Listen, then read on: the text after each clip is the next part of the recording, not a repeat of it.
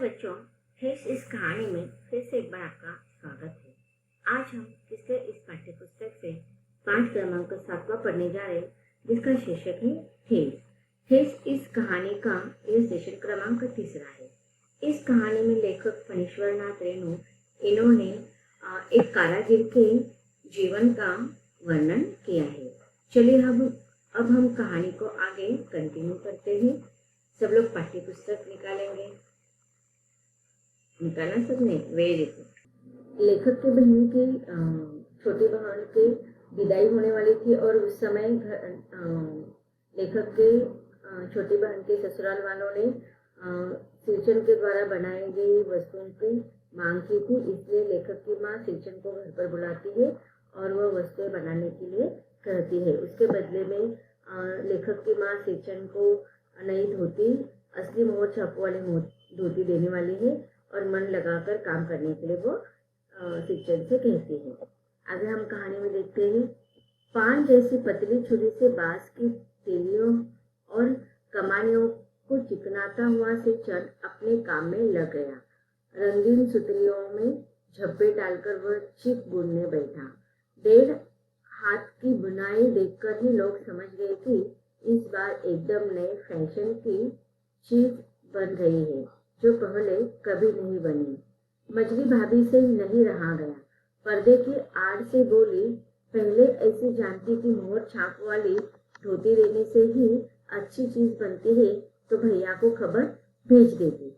अब देखिए, यहाँ पर इस कहानी में हमें जो इस कहानी के अलग अलग पात्र है वह भी समझ में आया कि कुछ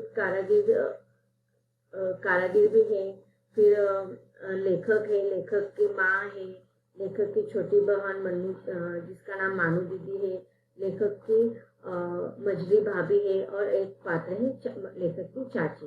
अब देखिए, लेखक की मजली भाभी जब सिरचन बना रहा था, चिक्को बना रहा था, तो वह देखती है कि बहुत ही सुंदर बना रहा है वो, तो वह उसे ताना देती है कि मुझे अगर पहले पता होता कि मोहर छाप वाले अगर धोती देने से अच्छी चीज बनाती है तो मैं अपने भाई को यह बात बताती और फिर मेरे भाई के से भी इस प्रकार से आपको वो बदला दिया जाता और फिर आप मुझे मेरे लिए भी बना देते।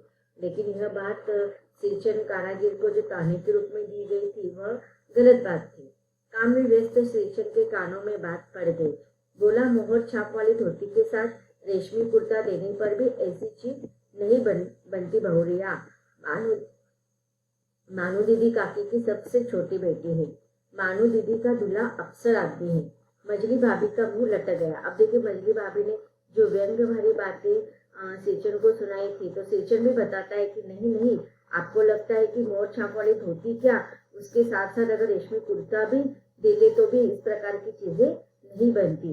ये तो अब लेखक के साथ लेखक के घर वाले जो थे वह सिरचन के साथ बहुत अच्छा व्यवहार करते थे और इसी कारण वह उनसे थोड़ा मेलजोल अच्छा था और इसी कारण वह मन से वह काम कर रहा था। और लेखक की जो छोटी बहन है या लेखक की माँ है, वह सिरचन के साथ अच्छा व्यवहार करने के कारण एक मन से जो उसका नाता बन गया था, इसी कारण वह बताता है कि यह मैंने जो भी मैं कार्य कर रहा हूँ वह किसी धोती के लिए नहीं, बल्कि मानू दीदी के ससुराल मानू दीदी जो है वह काकी की सबसे छोटी बेटी है और उसका जो दूल्हा है वो बहुत बड़ा आदमी है, तो उसके सामने मानू दीदी और काकी का नाम अच्छा रहे, इसके लिए मैं ये सारी चीजें मन से करा। तो इन सारी बातों से मजली भाभी का मुंह लटक गया। मेरी चाची ने फुसफुसाकर कहा, किससे बात करती है बहू? मोर छाप वाली धोती नहीं, मुर्गिया लड्डू। बेटी की विदाई के समय रोज मिठाई जो खाने को मिलेगी देखती है ना। अब देखिए, लेखक की जो चाची है वो भी ताना देती है, यहाँ पर व्यंग भरी बातें करती है। दूसरे दिन चिक की पहली पार्टी में 7 तारे जगमगा उठे, 7 रंग के। अब देखिए, पहला दिन था। अब कारीगर जो लोग होते हैं वो वस्तुएं बनाने में बहुत सारी वस्तुएं भी बनानी थी, तो एक दिन में ये काम नहीं होता है क्योंकि वो हाथ से बनाना होता है। तो इसमें समझ आता है। तो अभी दूसरे दिन की बात है, पहले दिन भी तो लेखक के मछली भाभी और चाची ने उसे व्यंग्य भरी तीखी बातें की थी। दूसरे दिन अब उसने जो चीज बनाई थी वह बहुत ही सुंदर लग रही थी। उसमें जैसे कि 7 तारे, 7 रंग के अलग अलग तारे चमक रहे थे, जगमगा रहे थे। सत भैया तारा। सिंचन जब काम में मग्न रहता है तो उसकी जीभ जरा बाहर निकल आती है। अब देखिए, जो भी वह काम करता है पूरा लगन के साथ, बड़े स्नेह के साथ, मग्न होकर, मुग्ध होकर वह काम करता है और अपने काम करते समय उसे दूसरी बातों पर ध्यान उसका नहीं होता है। अपने काम में मग्न सिंचन को खाने पीने की सुधि नहीं रहती है। चीक में सुतली के फंदे डालकर उसने पास पड़े सूप पर निगाह डाली। चूरा और गुड़ का एक सूखा ढेला। मैंने लक्ष्य किया, सिंचन की नाक के पास 2 रेखाएं उभर आई। दौड़कर माँ के पास गया। माँ, आज सिंचन को कलेवा किसने दिया? सिर्फ चूरा और गुड़। माँ रसोई घर के अंदर पकवान आदि बनाने में व्यस्त थी। बोली, मैं अकेले कहाँ कहाँ क्या क्या देखूं। अरे मंजरी, सिंचन को बूंदिया क्यों नहीं दी थी?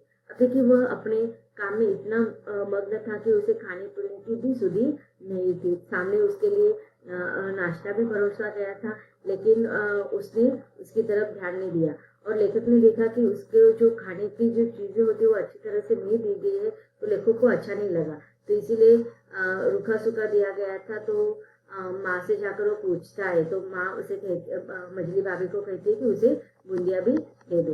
बूंदिया मैं नहीं खाता काकी। सिंचन के मुंह में चूरा भरा हुआ था। गुड़ का ढेला सूप में एक किनारे पड़ा रहा अछूता। अब देखिए, वो अपने काम में इतना मग्न था तो उसे खाने की भी सूझ नहीं थी, खाने की तरफ भी ध्यान नहीं था कि गुड़ के साथ चूरा खाया जाता है, इसकी तरफ भी उसका ध्यान नहीं था। उसने से चूरा खाया और गुड़ की तरफ उसने हाथ भी नहीं लगाया, उसका ध्यान भी नहीं गया। तो इस प्रकार यहाँ पर उसके काम के प्रति जो लगन है उसका वर्णन किया गया है। माँ की बोली सुनते ही मछली भाभी की भौहें तन गई। मुट्ठी भर बूंदिया सूप में फेंक कर चले गई। अब देखिए, मछली भाभी जो थी वो उसका व्यवहार बहुत ही मतलब अच्छा नहीं था। तो उसने जैसे फेंक कर मुट्ठी भर बूंदिया उसे सूप में डाल दी। तो ये बात उसे अच्छी नहीं लगी।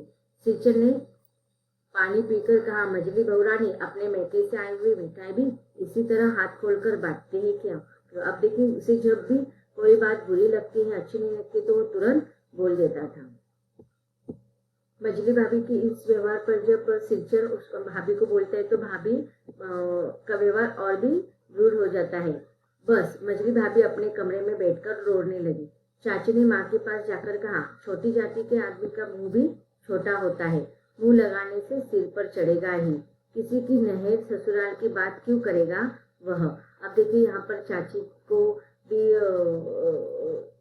कारागिर लोगों के साथ लेखक के माँ का व्यवहार अच्छा नहीं लगता था, तो इसलिए वह लेखक के माँ से जाकर थोड़ा व्यवहार तीखी बातें वो कहती है। मछली भाभी जो थी वो माँ की दुलारी बहू थी, प्यारी बहू थी। माँ चमक कर गुस्सा आकर बाहर आई। सिंचन, तुम काम करने आए हो, अपना काम करो। बहू से बदकुट्टी करने की क्या जरूरत? जिस चीज की जरूरत हो मुझसे कहो। सिंचन का मुंह लाल हो गया। उसने कोई जवाब नहीं दिया। बांस में टंगे हुए अधूरे चिकनी में फंदे डालने लगा। अब देखिए, सिंचन को गुस्सा आया था, लेकिन लेखक की मांग से वो किसी भी प्रकार की बेटी की बातें नहीं करता था, इसलिए उसने किसी भी प्रकार का जवाब नहीं दिया। वो अपने काम को कंटिन्यू करने लगा। मानू पान सजाकर बाहर बैठक खाने में भेज रही थी।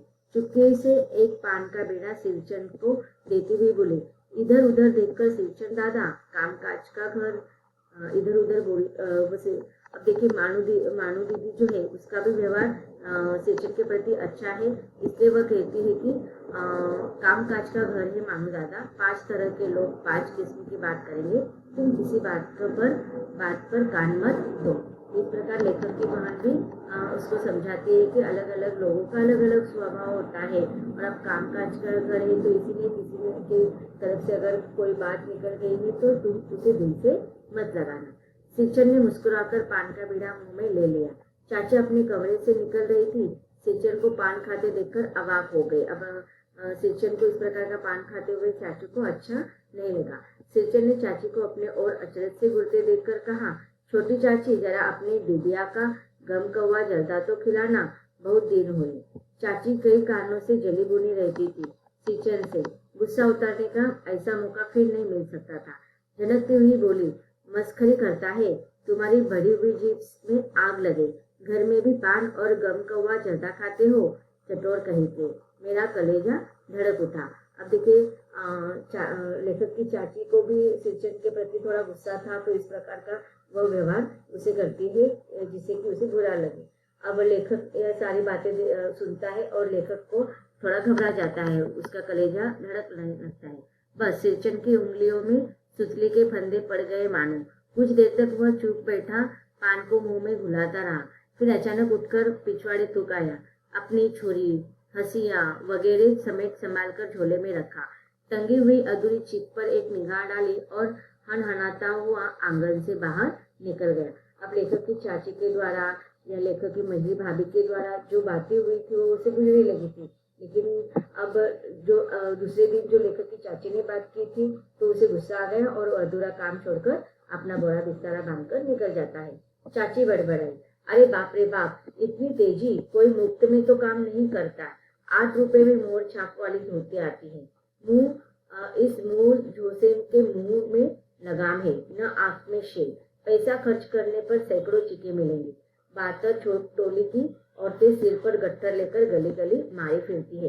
अब देखिए चाची को भी गुस्सा आ गया कि वो इस प्रकार का आधा अधूरा काम छोड़कर चला गया। तो बोलती कि जाने दो, उसे लगता है कि मेरे पास मैं ऐसा काम कर सकता हूँ। यहाँ ऐसे काम करने वाले बहुत सारे लोगों के पास ऐसे वस्तुएं मिलती है, इसलिए वो बड़बड़ करती रहती है। मानू नहीं बोले। अब इस बात से मानू को बहुत बुरा लगा, क्योंकि उसे केवल सिंचन के द्वारा बनाई हुई वस्तुएं चाहिए थी। चुपचाप अधूरी चिप को देखते रही। सातों तारे मंद पड़ गए। माँ बोली, जाने दे बेटी, जी छोटा मत कर मानो, मेले से खरीद कर भेज दूंगी। मानू को याद आई, विवाह में सिंचन के हाथ में शीतल पाटी दी थी माँ ने। ससुराल वालों ने न जाने कितनी बार खोल कर दिखाया था। पटना और कलकत्ता के मेहमानों को वह उठकर बड़ी भाभी के कमरे में चली गई। अब मानू को बहुत बुरा लग रहा था, क्योंकि उसके द्वारा जो पहली चीजें दी गई थी उसके ससुराल वालों को बहुत पसंद थी। मैं सिंचन को मनाने गया, देखा एक फटी हुई शीतल पाटी पर लेटकर वह कुछ सोच रहा है। मुझे देखते ही बोला, बबुआ जी अब नहीं, कान पकड़ता हूँ, अब नहीं। मोहर छाप वाली धोती लेकर क्या करूँगा, कौन पहनेगा। ससुरी खुद मरी, बेटे बेटियों को भी ले गई अपने साथ। बबुआ जी, मेरे घर वाली जिंदा रहती तो मैं ऐसी दुर्दशा भुगता। यह शीतल पाटी उसी की बनी हुई है। इस शीतल पाटी को छूकर कहता हूँ, अब यह काम नहीं करूँगा। गांव भर में तुम्हारी हवेली में मेरी कदर होती थी, अब क्या। मैं चुपचाप लौट आया। समझ गया, कलाकार के दिल में ठेस लगी है, वह नहीं आ सकता। अब देखिए इस परिचय से हमें पता चलता है कि सचमुच सिंचन नामक एक आम कलाकार जो था, जो कारीगर था, उसका दिल दुख गया था कि हर समय गांव के लोग उसके सादगी का, उसके स्वभाव का फायदा उठाते थे। वो जो इतनी मेहनत करके जो कलाकृति बनाते थे, उसके बदले में लोग उसे केवल एक समय का भोजन देकर उसका अपमान करते थे। फिर भी वह किसी भी प्रकार की बातों को मन पर नहीं लेता था। गांव के सारे लोग उससे बेतुकी बातें करते थे, लेकिन केवल मात्र लेखक के घर वाले जो थे वह उसके काम की कदर करते थे और उसे थोड़ा उनका मेलजोल अच्छा था। लेकिन आज लेखक के घर के अन्य सदस्य के द्वारा, जैसे चाची हो या मंझली भाभी के द्वारा जो बेतुकी बातें हुई थी, उसके दिल को बहुत ज्यादा ठेस लगी थी। और यहाँ पर इसीलिए कहा गया कि कलाकार के दिल को ठेस लगी।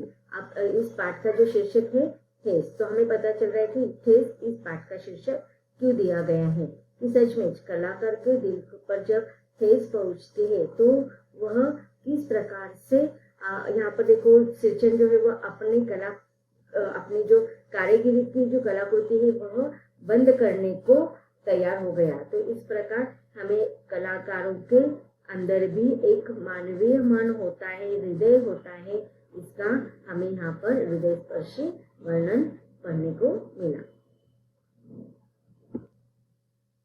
तो बच्चों, अब तक हमने देखा कि किस प्रकार से कारीगर के हृदय को ठेस पहुंचा था।